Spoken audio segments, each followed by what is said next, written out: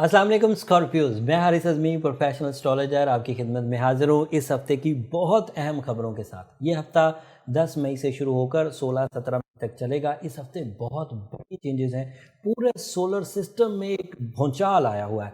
3 planets retrograde हो रहे हैं, 2 प्लैनेट्स हाउस बदल रहे हैं, उसमें आपका रूलिंग प्लैनेट भी हाउस बदलेगा। तफसील सारी बयान करता हूँ, पहले टेक्निकल साइड बयान कर दूँ एंड देन फिर उनके इम्पैक्ट्स आपकी ज़ात पर कैसे आएंगे वो बयान करता हूँ।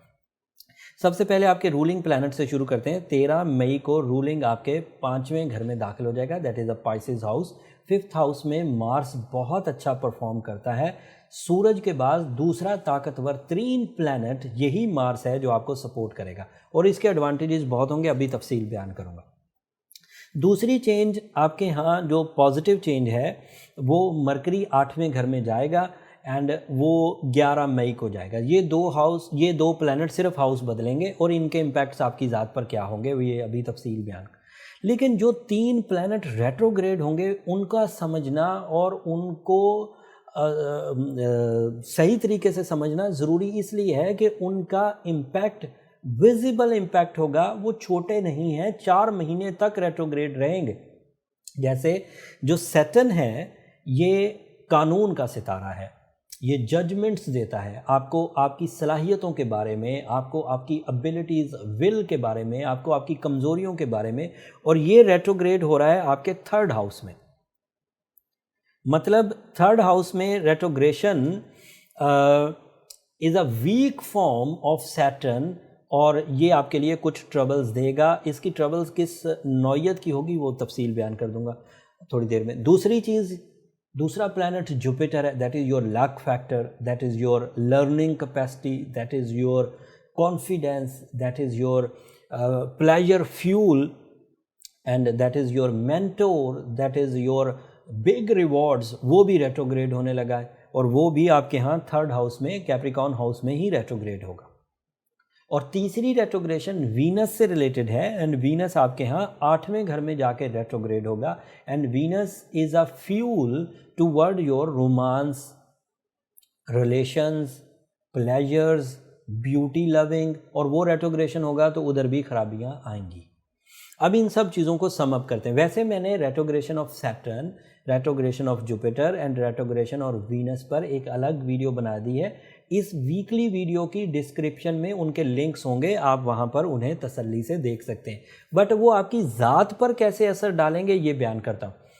रेट्रोग्रेशन ऑफ वीनस जब 8वें घर में होगा तो वो रिलेशनशिप के फ्यूल में कमज़ोरी पैदा करेगा, तो आपकी रोमानवी अचीवमेंट्स वीक होंगी।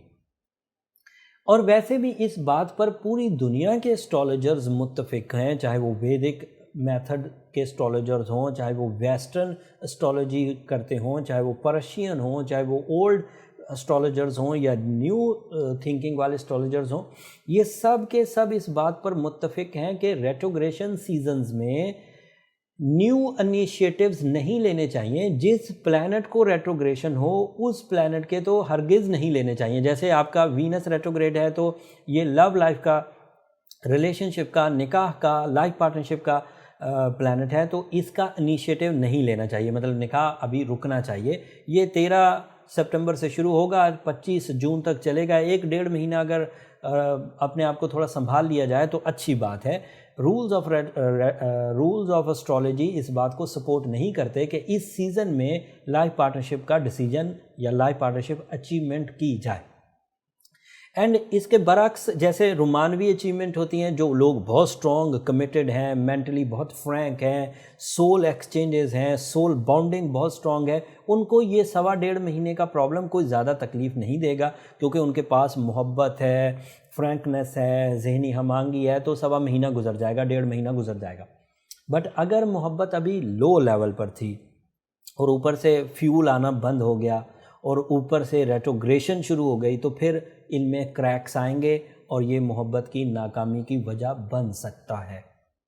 दूसरी, सैटर्न जब नेगेटिव होता है तो इससे ऐसे जजमेंट आपके दिमाग में उभरेंगे जिससे आप अपनी कमज़ोरियों को भांप सकेंगे اور اب آپ اپنی کمزوریوں سے ترقی نہیں کر پائیں گے. جیسے پہلے چھپی چھپی چیزیں چل رہی تھیں اینڈ آپ گرو کر رہے تھے, لیکن جب سیٹرن ریٹروگریڈ ہوتا ہے تو لوگوں کو آپ کی ویکنیسز کا پتہ چلنا شروع ہو جاتا ہے, وہ واضح ہونے لگتی ہیں, آپ ان کے ساتھ نہیں چل پاتے. تو یا تو ویکنیسز کو ریکور کریں یا پھر اپنی منزلوں کو ڈراپ کریں. تو آپ ہی کا ڈیسیجن ہے کہ آپ کو کیا کرنا ہے. سو میرا مشورہ تو یہی ہے کہ ویکنیسز کو ریکور کریں.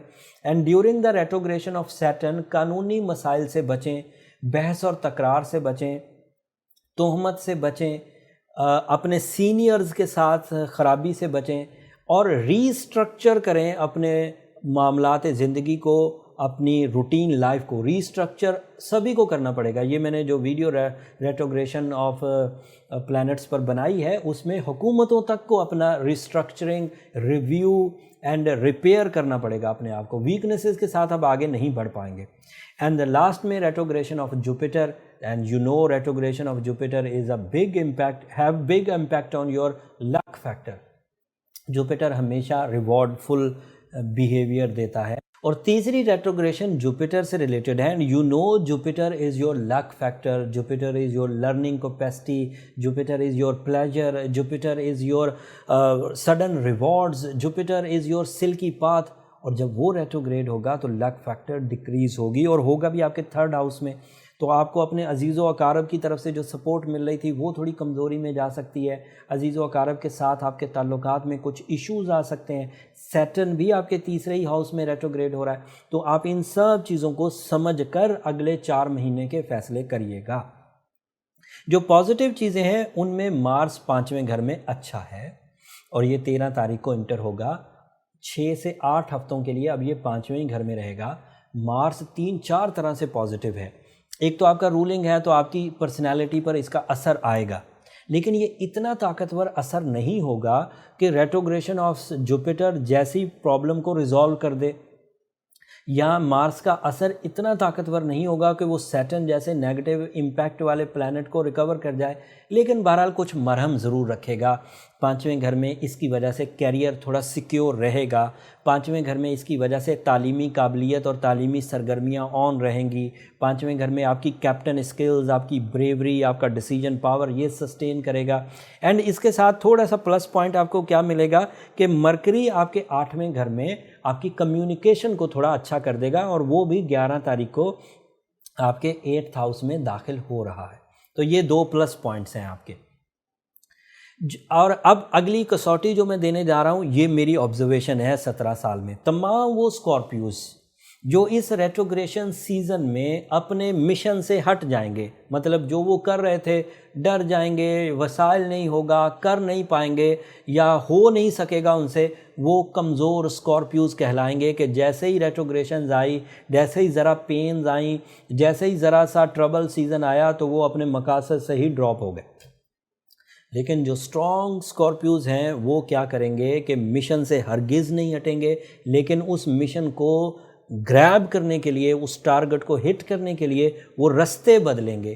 نیو اسٹرکچرنگ, ریویو کریں گے اپنے قوانین کو, ریویو کریں گے اپنے فیصلوں کو.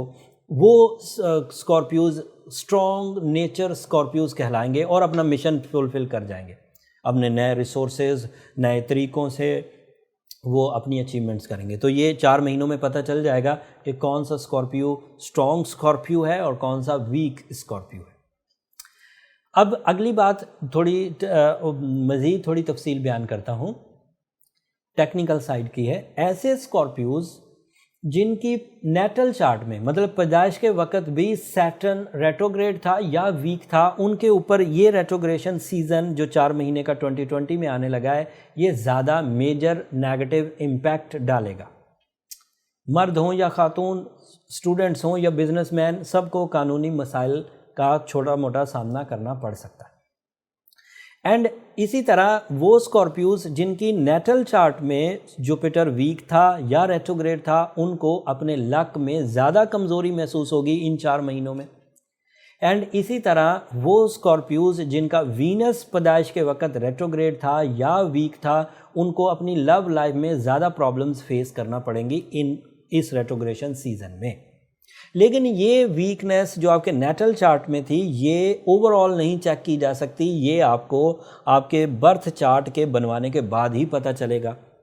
اگر آپ یہ برتھ چارٹ آسٹروجیم سے بنوانا چاہیں تو نیچے نمبر چلتے رہتے ہیں، آپ ان پر رابطہ کر کے اپنے نیٹل چارٹ میں آپ کی position of Saturn, position of Jupiter and otherwise بھی اگلے 4 مہینوں میں اگر آپ نے کچھ امپورٹنٹ ڈیسیجنز لینے ہیں ریلیشن شپ سے ریلیٹڈ، ٹریولنگ سے ریلیٹڈ یا پھر قانون سے ریلیٹڈ یا بزنس سے ریلیٹڈ، تو انڈیویجول ڈسکشنز کے لیے جو ادروائز آپ کے سوالات رہ گئے ہیں وہ آپ اپنی ذاتی اپائنٹمنٹ کے بعد ڈسکس کر سکتے ہیں، لیکن وہ فری فورم نہیں ہے اسکارپیوز، میں اس کا کئی دفعہ اظہار کر چکا۔ اور اب آتے ہیں ریمیڈیز کی طرف۔ جو اسکارپیوز آلریڈی اپنی ریمیڈی رمضان کے شروع سے ہی اوپل کی صورت میں یا روبی کی صورت میں یوز کر رہے ہیں وہ اسی ریمیڈی کو کنٹینیو کریں۔ جو اسکارپیوز سورہ شمس رمضان کے شروع سے ہی پڑھ رہے ہیں وہ اسی کو کنٹینیو کریں، بس تعداد بڑھا دیں اور اچھے انداز سے تلاوت کریں، جیسے اقرارم باللسانی و تصدیقم بالقلب۔ کوئی مجبوری سمجھ کر، کوئی ایویں کام سمجھ کے نہ کریں، پورے دل سے اور اہتمام سے کریں۔ اور اگر کثرت تلاوت کی وجہ سے آپ کو سورہ شمس زبانی یاد ہو گئی ہے تو فرض نماز میں ہر رکعت میں کسی ایک رکعت میں، ہر فرض نماز کی کسی ایک رکعت میں الحمد کے ساتھ ملا کر پڑھیں، یا اگر زبانی یاد نہیں ہوئی تو فرض نماز کی ادائیگی کے فوراً بعد سورہ شمس پڑھیں اور اس کے بعد اپنی سنتیں اور نوافل پورے کر لیں۔ اور سورہ یاسین وہ سورہ ہے جس کو میں پچھلے 17 سال سے جب ہر سال ریٹروگریشن سیزنز آتے ہیں میں اپنے پیشنٹس اور اپنے کلائنٹس کو ریکور کرتا آ رہا ہوں اسی سورہ شمس کی سیکنڈ لاسٹ آیت سے۔ During the retrogression of Saturn black colour کو اوائڈ کریں، یہ اس کی کمزور حالت ہے، بلیک کلر کی ویئر کرنے سے یہ کمزور حالت آپ پر زیادہ امپیکٹ ڈالے گی اور آپ کے دل میں زیادہ اداسی پیدا ہوگی۔ امید کرتا ہوں اس ساری انفارمیشن سے آپ فائدہ اٹھائیں گے، اور میری ہمیشہ کی طرح آخر پر وہ درخواست ضرور رہے گی اسکارپیوز، اگر میری یہ کوششیں، میرے یہ تجربات، میرے یہ 17 سال کا ایکسپیرینس آپ کے اتنا سا بھی کام آ رہا ہے، آپ کو وقت کی سائنس سمجھ آ رہی ہے، آپ کو کیلنڈر یا بیہیویئر آف ٹائم سمجھ آ رہا ہے، تو مجھے اپنی دعاؤں میں ضرور یاد رکھیے گا۔ میں ہر ویڈیو کے اینڈ پر اعلانیہ کہتا ہوں کہ آپ کی دعائیں میری اس دنیا اور آخرت کا سب سے قیمتی سرمایہ ہے۔ چینل کو بھی ضرور سبسکرائب کر دیجیے گا اسکارپیو، آپ کی سبسکرپشن سے ہماری حوصلہ افزائی ہو جاتی ہے۔ اگلی ویڈیو تک کے لیے اب اجازت دیجیے، اللہ نگہبان۔